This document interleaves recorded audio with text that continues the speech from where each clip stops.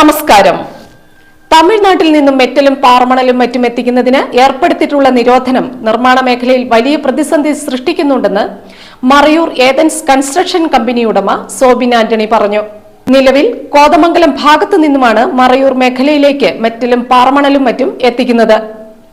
ഇതുമൂലം വിപണിയിൽ ഈ ഉൽപ്പന്നങ്ങൾക്ക് നേരത്തെ ലഭിച്ചിരുന്നതിനേക്കാൾ 30% കൂടുതൽ വില വർദ്ധിച്ചിട്ടുണ്ട്. ഇത് സാധാരണക്കാർക്ക് താങ്ങാവുന്നതിലും അപ്പുറമാണ് എന്ന കാര്യത്തിൽ സംശയമില്ല. മേഖലയിലെ പട്ടയ ഭൂമിയിൽ നിന്നും പാറ പൊട്ടിക്കാൻ അനുമതി നൽകിയാൽ ഈ പ്രതിസന്ധി പരിഹരിക്കാനാവും. അദ്ദേഹം വിശദമാക്കി. എൻ്റെ പേര് സോബിൻ ആന്റണി എന്നാണ്.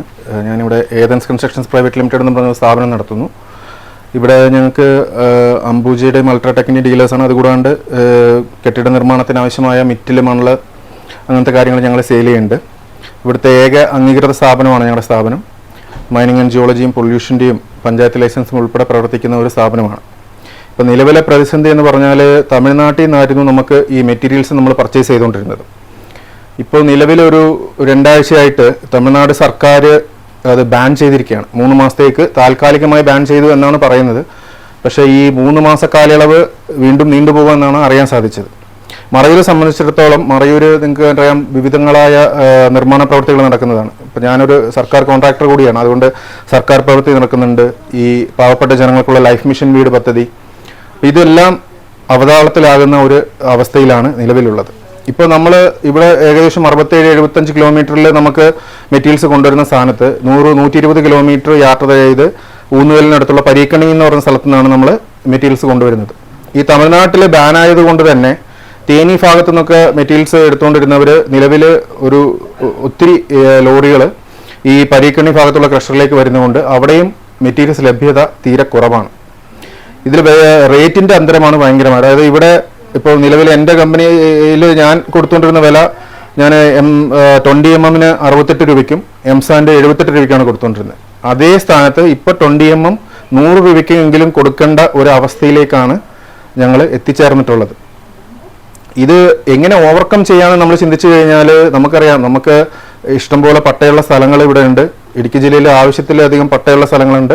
ആ പട്ടയ സ്ഥലത്തുള്ള പാറകൾ പൊട്ടിക്കാനുള്ള അനുമതിയോ അല്ലെങ്കിൽ അവിടുന്ന് നമുക്ക് ഈ മെറ്റീരിയൽസ് ക്രഷ് യൂണിറ്റ് ഉപയോഗിച്ച് എടുക്കാനുള്ള ഒരു അനുവാദമോ കിട്ടിയിട്ടുണ്ടെങ്കിൽ മാത്രമേ ഇവിടെ ഈ പ്രതിസന്ധി നമുക്ക് ഓവർകം ചെയ്യാൻ പറ്റുള്ളൂ. ഇത് ഒരു പരിധിവരെ നമുക്ക് ചിന്തിച്ചാൽ മനസ്സിലാകാവുന്നതേ ഉള്ളൂ. തമിഴ്നാട് പറയുന്നത് ശരിയാണ്. കാരണം നമ്മുടെ ഇവിടുത്തെ ഭൂസമ്പത്തിനെ എല്ലാം നമ്മൾ സംരക്ഷിച്ചുകൊണ്ട് തമിഴ്നാട്ടിലെ അവരുടെ ഭൂസമ്പത്തിനെ ചൂഷണം ചെയ്യുക എന്നാണ് അവരിപ്പോൾ അവകാശപ്പെടുന്നത്. ഒരു പരിധിവരെ സാമാന്യ ബുദ്ധിക്ക് ചിന്തിച്ചാൽ അതും ശരിയാണ്. കാരണം അവർക്ക് അവരുടേതായ ഭൂസമ്പത്തുകളും അവരുടേതായ നാച്ചുറൽ വെൽത്തും നമ്മൾ അത് പ്രൊക്യൂർ ചെയ്യുന്നു. നമ്മൾ ആവശ്യത്തിലധികം ലോഡും കൂടി ഇപ്പോൾ ഇവിടെ മറയൂരെ സംബന്ധിച്ചിടത്തോളം എനിക്കൊന്ന് ഒരു ദിവസം ആവറേജ് ഒരു 10-30 ലോഡേ വരാറുള്ളൂ. പക്ഷെ എന്നാൽ തെങ്കാശി ആ ഭാഗത്ത് ഏകദേശം ഒരു ദിവസം 1500ഓളം ലോഡുകൾ പോകാറുണ്ട് കേരളത്തിലേക്ക്. അപ്പം ഇതൊക്കെ നമ്മുടെ ഒരു അവസ്ഥ അതാണെങ്കിലും കേരളവും അങ്ങനെ തന്നെയായിരിക്കും പ്രതികരിക്കുക എന്നാണ് എൻ്റെ ഒരു ചിന്താഗതി. ഇത് ഓവർകം ചെയ്യണമെങ്കിൽ നമുക്ക് ഇടുക്കി ജില്ലയിൽ ഇത് പ്രൊക്യൂർ ചെയ്യാനുള്ള ഇഷ്ടംപോലെ സാഹചര്യങ്ങളുണ്ട്. മണലാണെങ്കിലും ഈ മണൽ വാരാനുള്ള സാഹചര്യങ്ങൾ ഇഷ്ടംപോലെ ഉണ്ട്. ഇതെല്ലാം സർക്കാർ അനുമതിയോടുകൂടി പ്രോപ്പർ ലൈസൻസിങ്ങോടുകൂടി സർക്കാർ ഫീസ് നിശ്ചയിച്ച് സർക്കാരിൻ്റെ മേൽനോട്ടത്തിൽ തന്നെ ഇതെല്ലാം നടപ്പാക്കുകയാണെങ്കിൽ കുറെ കൂടി ഇവിടുത്തെ ഈ പ്രതിസന്ധി നമുക്ക് ഓവർകം ചെയ്യാൻ പറ്റും. അല്ലാത്ത അവസ്ഥയിൽ നമുക്കിത് മുമ്പോട്ട് പോകുക എന്നതും ഈ ഏറ്റവും ബാധിക്കുന്നത് താഴെത്തട്ടിലുള്ള ലൈഫ് മിഷൻ പോലുള്ള വീടുകൾ പണിയുന്ന പാവപ്പെട്ടവരെയാണ്. അവർക്ക് കിട്ടുന്ന ഈ 4 ലക്ഷവും 6 ലക്ഷവും വെച്ചാണ് ഇത് പണിയുന്നത്. ഇതിലും ഇവിടെ ഇപ്പോൾ ഈ താഴേന്ന് വരുന്ന മെറ്റീരിയൽസിൽ തന്നെ ഇവിടെ പല രീതിയിലുള്ള ചൂഷണങ്ങൾ പാവപ്പെട്ടവർ ചെയ്യുന്നുണ്ട്. കാരണം ഇപ്പം എംസാൻഡ് കഴിഞ്ഞ ദിവസം ഞങ്ങളൊരു കസ്റ്റമർ വന്ന് പറഞ്ഞു ഞങ്ങൾക്ക് ഇവിടെ എംസാൻഡ് 80 രൂപയ്ക്ക് കിട്ടി. അപ്പോൾ ഞങ്ങൾ അതിനെക്കുറിച്ചൊന്ന് പഠിച്ചപ്പോൾ ഈ എംസാൻഡിൽ തന്നെ 2 ക്വാളിറ്റി ഉണ്ട്. അതായത് ഫസ്റ്റ് സിംഗിൾ വാഷും ഡബിൾ വാഷും ഉണ്ട്. ഈ ഡബിൾ വാഷ് ചെയ്ത എംസാൻഡിന് മാത്രമാണ് അതിൻ്റെ ക്വാളിറ്റിയിൽ നമുക്ക് അഷുറൻസ് കൊടുക്കാൻ പറ്റുള്ളൂ. കാരണം ഒരു വീട് പണിയുന്നത് അറിയാം, അവൻ്റെ ഒരു ജീവിതകാലത്തെ സ്വപ്നമാണ് അവൻ്റെ വീടെന്ന് പറയുന്നത്.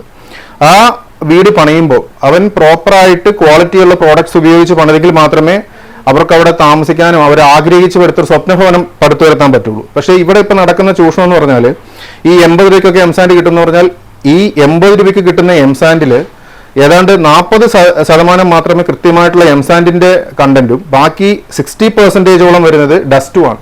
അപ്പം അതുകൊണ്ട് തന്നെ ഇത് ഉപയോഗിച്ച് കോൺക്രീറ്റ് ചെയ്യുകയോ തേപ്പ് നടത്തുകയോ ഒക്കെ ചെയ്താൽ അത് ഉറപ്പായിട്ടും അതിന്റെ ലൈഫിനെ തന്നെ ബാധിക്കുന്ന കേസാണ്. കാരണം ലൈഫ് ലോങ് ആയിട്ട് അത് നമുക്ക് സസ്റ്റൈനബിൾ ആയിട്ട് നിന്ന് പോകത്തില്ല. സ്ട്രക്ചേഴ്സ് ഒക്കെ റൂഫ് സ്ലാബിലൊക്കെ ലീക്കിങ് വരാനുള്ള പോസിബിലിറ്റി ഏറെയാണ്.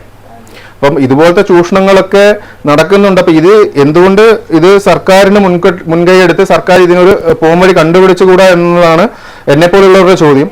പിന്നെ അതുപോലെ തന്നെ ഒത്തിരിയേറെ അനധികൃതമായിട്ടുള്ള യാർഡുകൾ പ്രവർത്തിക്കുന്നുണ്ട്. ഇപ്പം ഞങ്ങളെ പോലുള്ളവർ ഒരു മാസം 10-12 ലക്ഷം രൂപയോളം GST അടയ്ക്കുകയും മൈനിങ് ആൻഡ് ജിയോളജി ഫീസ് അടയ്ക്കുകയും ഇതിന് ആവശ്യമായ പഞ്ചായത്ത് ലൈസൻസ്, പൊല്യൂഷൻ കൺട്രോൾ ബോർഡിന്റെ ലൈസൻസ് ഇതൊക്കെ എടുത്ത് ഞങ്ങൾ പ്രവർത്തിച്ച് മുന്നോട്ട് പോകുന്നവരാണ്. എന്നാൽ ഇതൊന്നുമില്ലാതെ ഒരു സ്ഥലം കാണുന്നു, അവിടെ കൊണ്ടുവന്ന് കുറെ മെറ്റീരിയൽസ് ഇടുന്നു.